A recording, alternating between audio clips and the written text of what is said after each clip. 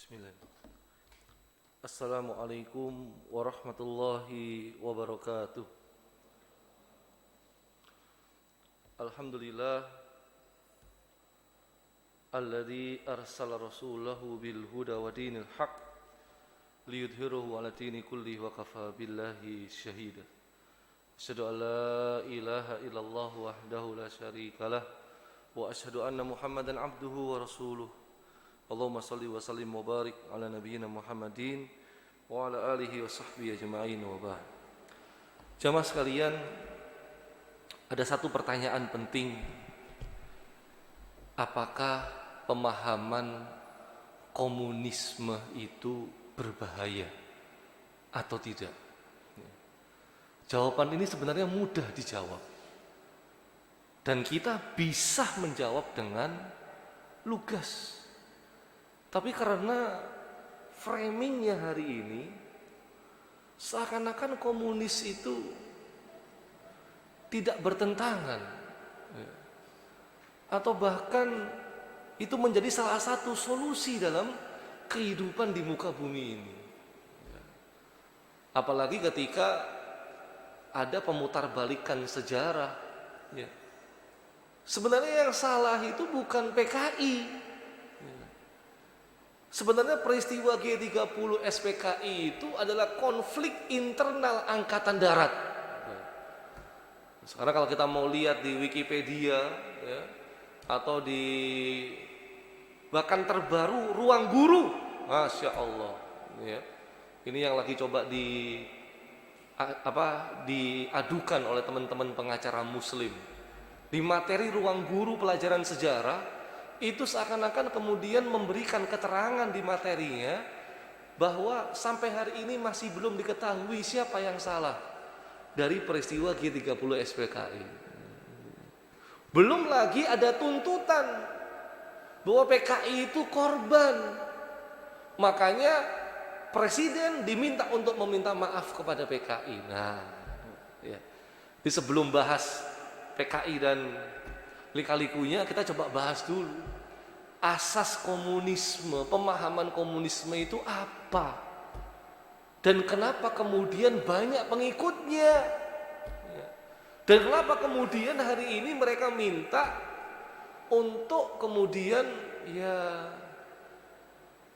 mungkin dilegalkan gitu ya, atau ada banyak wacana neokomunisme gitu ya. PKI gaya baru ya. Mohon maaf ini karena waktu pendek dan slide-nya tidak bisa ditampilkan, jadi para jamaah bisa fokus saja sama saya begitu ya. Nah, yang pertama definisi komunis. Kita paham yang menjadi pemikir pertama komunis adalah Karl Marx ya, dan Friedrich Engels, tapi lebih terkenal Karl Marx. Secara arti sebenarnya paham ini maksudnya hendak menghapuskan hak milik perseorangan, menggantikannya dengan hak milik bersama yang dikontrol oleh negara. Jadi hak milik perseorangan dihapuskan, tetapi menjadi hak milik bersama yang ngontrol negara. Sepintas ini menarik paham komunis. Makanya komunis itu suatu paham yang menekankan kepemilikan bersama untuk tujuan mencapai masyarakat makmur. Maka masyarakat komunis itu masyarakat yang tanpa kelas, semua sama, gak ada orang kaya, gak ada orang miskin, karena semua milik bersama. Nah, jadi gara-gara definisi ini banyak yang terbujuk. Gara-gara definisi ini banyak yang tertipu. Masyarakat kalangan bawah, buruh, pekerja, tani dan sebagainya, mereka ingin terangkat kesejahteraannya, ingin terangkat ekonominya. Ketika komunis datang membawa solusi, banyak yang gabung dengan pemahaman-pemahaman komunis, tidak terkecuali umat Islam. Makanya pada tahun 1920 sampai 1927 pemberontakan komunis yang terjadi di Nusantara ini yang menggerakkan adalah para kiai, tokoh-tokoh pesantren. Gak main-main Pak, yaitu umat Islam yang ada di Sumatera Barat dan umat Islam yang ada di Banten. Dua basis wilayah yang keislamannya sangat kuat. Karena saat itu yang menjadi pemerintah adalah pemerintah kolonial. Komunis datang membawa janji-janji manis sekaligus perlawanan terhadap pemerintah. Banyak yang tertipu. Banyak yang kemudian mereka ikut memperjuangkan paham komunis ini. Sehingga kalau diskusi sama orang-orang komunis ya, yang bawa komunis ini juga orang Islam. Tan Malaka, Datuk Batuih itu juga salah satunya. Haji Misbah itu ulama-ulama, tapi mereka waktu itu belum paham hakikat komunis yang sesungguhnya. Karena semangat ingin melawan kolonial, melawan penjajahan, semangat ingin mengangkat rakyat juga, akhirnya mereka bergabung dalam gerakan komunis. Tahun 20 sampai 27 berhasil diberantas oleh Belanda. Nah, padahal di sisi yang lain paham komunis itu adalah ideologi yang mendasarkan segala sesuatu berdasarkan materi. Artinya kalau sudah materi berarti mereka menolak yang gaib. Perkara-perkara gaib mereka tolak. Makanya paham komunis itu ingkar sama Tuhan, ingkar sama Allah, ingkar sama surga, sama neraka, ingkar sama hari akhirat. Karena komunis itu fokusnya kehidupan berlandaskan materi. Nggak percaya mitos, tahayul, agama. Sehingga Karl Marx itu mengatakan agama itu candu yang membius rakyat. Itu Karl Marx. Dari sini kan sudah kita langsung paham bahwa paham komunis ini justru bertentangan dengan agama. Gak mungkin enggak. Sehingga kemudian Jenderal Ahana Sution itu ketika selamat beliau ngomong begini, gak mungkin seseorang itu menjadi komunis kemudian menjadi Pancasilais sekaligus. Karena Pancasila itu kan harus religius. Kalau ada orang yang komunis beragama, itu hanya sebagai kedok saja. Karena dulu lagi rame ingin digabungkan antara nasionalis, komunis, nasionalis, agamis sama komunis. Nasakom. Baik, kita lanjutkan. Sehingga para ulama, misalnya kita lihat dulu ulama luar negeri, Syekh bin Baz rahimahullah ta'ala, dalam kitabnya Majmu' Fatawa, beliau sampai mengatakan orang komunis itu lebih kafir daripada Yahudi dan Nasrani. Kenapa? Yahudi Nasrani berdasarkan Al-Maidah ayat 5 masih boleh sembelihan mereka dimakan oleh muslim. Perempuan Yahudi Nasrani masih boleh dinikahi oleh muslim laki-laki. Tetapi komunis gak meyakini Allah, gak meyakini hari akhir dan seterusnya. Ini lebih jelek daripada Yahudi dan Nasrani. Majmu' Fatawa Syekh bin Baz. Sekarang kita lihat Pak, yang dari ulama Indonesia. Muktamar Ulama se-Indonesia tahun 57 di Palembang. Kenapa? Tahun 55 PKI itu Pak menang nomor 4 se-Indonesia suaranya. Padahal tahun 48 mereka baru saja memberontak Indonesia kan. Kita lagi menghadapi agresi militer Belanda, tiba-tiba ditikam dari belakang oleh PKI. Muso eksekusi, Amir Sarifuddin eksekusi, tokoh-tokoh yang tuanya sudah selesai. Tapi tokoh-tokoh mudanya membangun lagi. Tiba-tiba pemilu tahun 55, PKI nomor urut 4 perolehan suaranya. PNI, Masyumi nomor 2, NU, baru yang keempat PKI. Cuma 5 tahun bisa membangun kembali suara yang banyak di Nusantara, di Indonesia. Tahun 57, ulama se-Indonesia di Palembang mereka kumpul, memutuskan ideologi komunis kufur hukumnya, haram umat Islam menganutnya.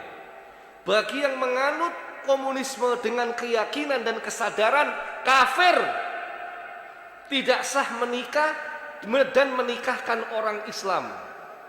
Haram hukumnya, jenazahnya diselenggarakan secara Islam. Tahun 57. Bagi orang yang memasuki organisasi atau partai yang berideologi komunis, partainya PKI, nanti organisasi BTI untuk tani, SOPSI untuk buruh, organisasi Lekra yang untuk kebudayaannya, organisasi untuk sarjananya ada, banyak Pak, underbownya, Gerwani perempuannya, ikut organisasi itu semua, ya.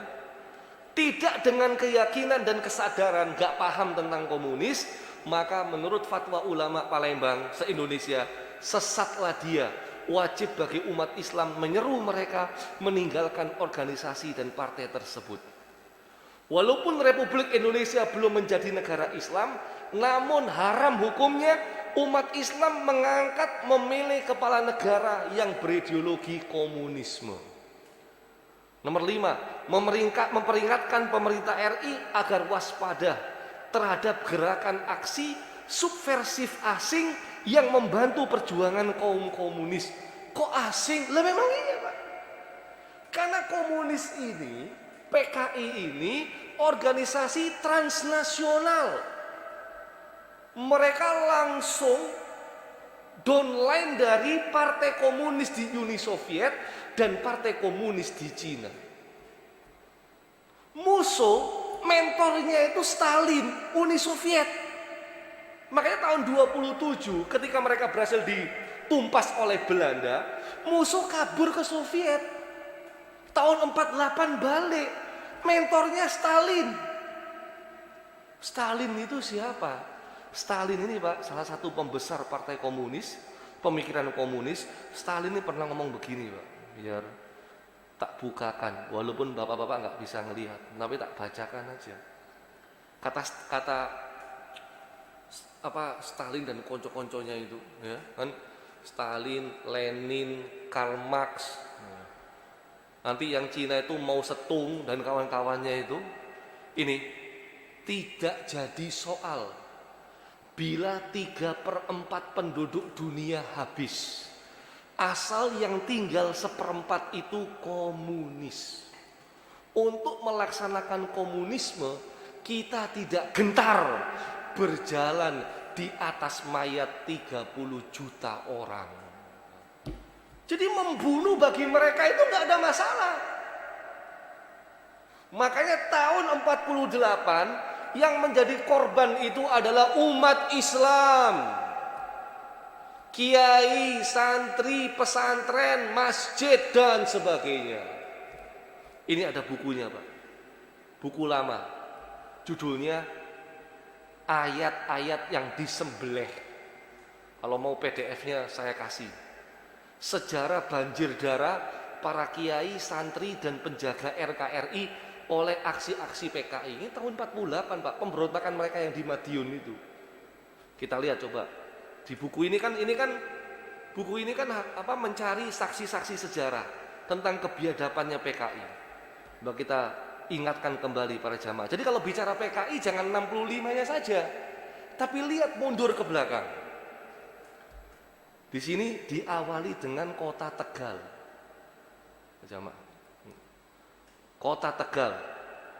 Di kota Tegal ada yang bernama, namanya aja juga gak menarik para jamaah ya. Dikasih nama pun gak menarik.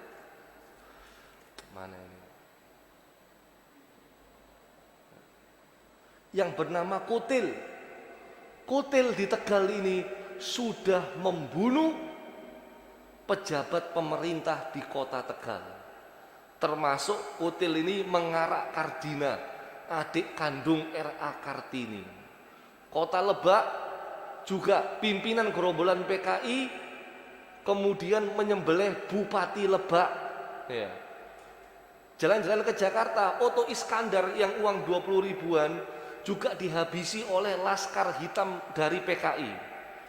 Sumatera Utara pun sama, merampas harta benda milik kerajaan. Di belahan lain Sumatera, PKI menunjukkan kebrutalan, menguasai secara tidak sah tanah-tanah negara, tanahnya PPN, Perusahaan Perkebunan Negara. Di Jawa Timur, Madiun, Gubernur Jawa Timur pertama kali, Pak Suryo, dicegat, kemudian diseret menggunakan tali sejauh 10 km sampai meregang nyawa, kemudian mayatnya dicemplungkan, dicampakkan di tepi kali. Lanjut di warga desa Madiun, Pati dan Wirosari, PKI tega menusuk dubur banyak warga desa. Sampai ada wanita yang ditusuk kemaluannya tembus ke perut. Kemudian ke Blora, lagi-lagi menyerang markas polisi. Wonogiri juga sama. Kecamatan Wungu Dungus juga sama. Ya Allah, Pak. Ini peristiwa tahun 48 sampai nanti puncaknya yang tahun 65. Jadi mereka nggak main-main. Karena memang ideologi mereka itu nggak begitu. Kalau memang misalnya tidak mau ikut komunis, harus dibantai, dan bagi mereka tidak ada masalah. Nah, yang keenam, mendesak kepada Presiden RI mengeluarkan dekrit menyatakan PKI sebagai partai terlarang di Indonesia. Ini muncul TAP MPRS tahun 65. Tapi TAP MPRS tahun 65 sekarang digugat, melarang PKI dan segala macam atributnya dan pemahamannya sekarang digugat TAP itu. Bahkan di rancangan undang-undang HIP, haluan ideologi Pancasila yang kontroversi, TAP MPRS tidak diikutkan. Inikah kita patut curiga? Apakah berarti boleh pemahaman komunis ini muncul lagi di negara kita tercinta? Padahal mereka sudah berontak 2 kali untuk Indonesia. 1 kali ketika Belanda.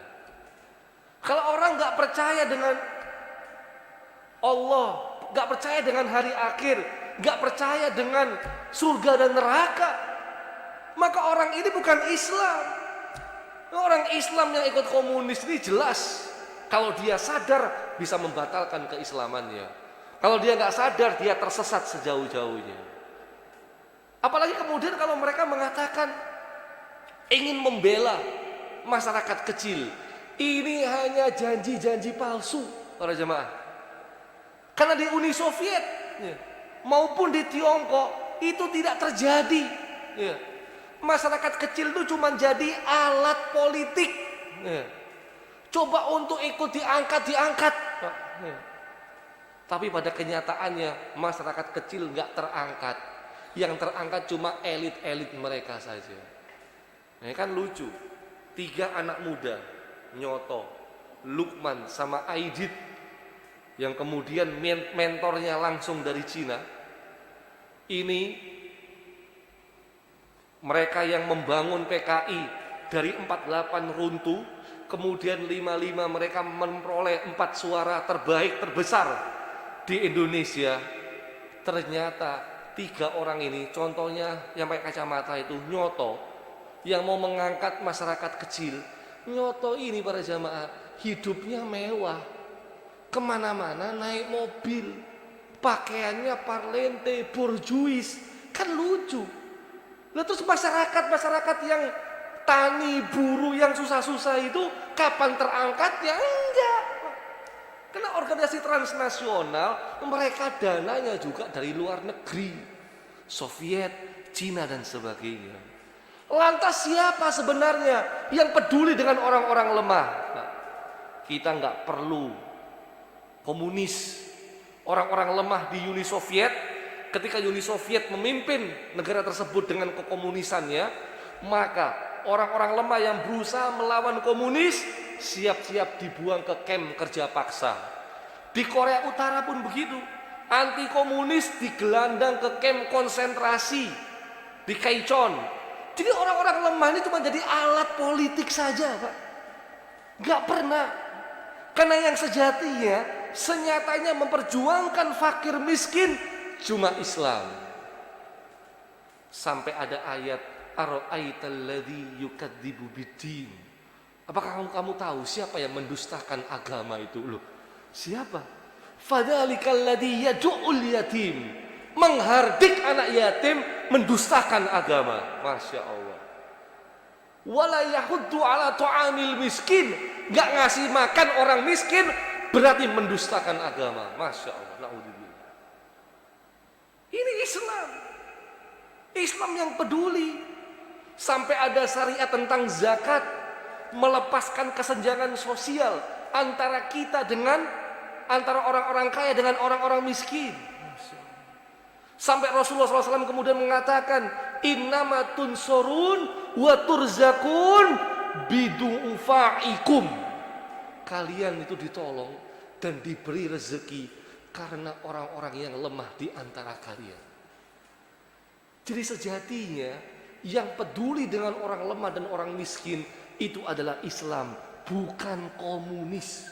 Para jamaah, Islam. Kalau mereka orang-orang lemah cuma dijadikan alat saja untuk unsur kepentingan dunia.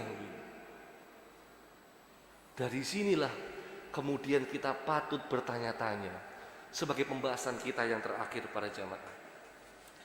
Apakah benar komunis itu bangkit lagi? Apakah benar neokomunisme itu ada sekarang? Ini ada slide panjang dari Ustadz Andri Kurniawan, Pak. 139 slide ya. Ini perlu dibahas sebenarnya.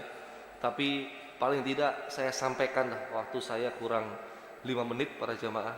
Ini yang menjadi kita patut waspada. Kebangkitannya itu indikasinya apa? Yang pertama jelas PKI itu mengakui Pancasila versi pribadi Bung Karno. Itu yang PKI ngakui. Yang mana Pancasila versi Bung Karno ini lahirnya dicetuskan oleh Bung Karno tanggal 1 Juni tahun 45. Yang mana ketuhanannya ditaruh di bawah. Jadi Pancasila versi Bung Karno itu nasionalisme, perikemanusiaan, mufakat, kesejahteraan sosial, yang sila kelima ketuhanan yang berkebudayaan. Ini yang diakui oleh PKI, didukung oleh PKI. 1 Juni. Kemudian berubah menjadi Trisila. Kemudian ditambahi Ekasila. Nah, ini yang kita lagi rame-rame mendengar akhir-akhir ini. Terus jangan lupa para jamaah ya.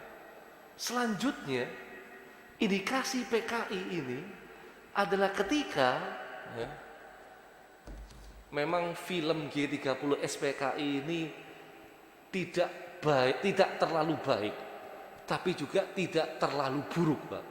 Karena kita belum ada alternatif untuk menjelaskan kekejaman PKI ya, maka film itu paling tidak menjadi film yang cocok untuk diingat oleh anak-anak muda, anak cucu kita di bangsa ini.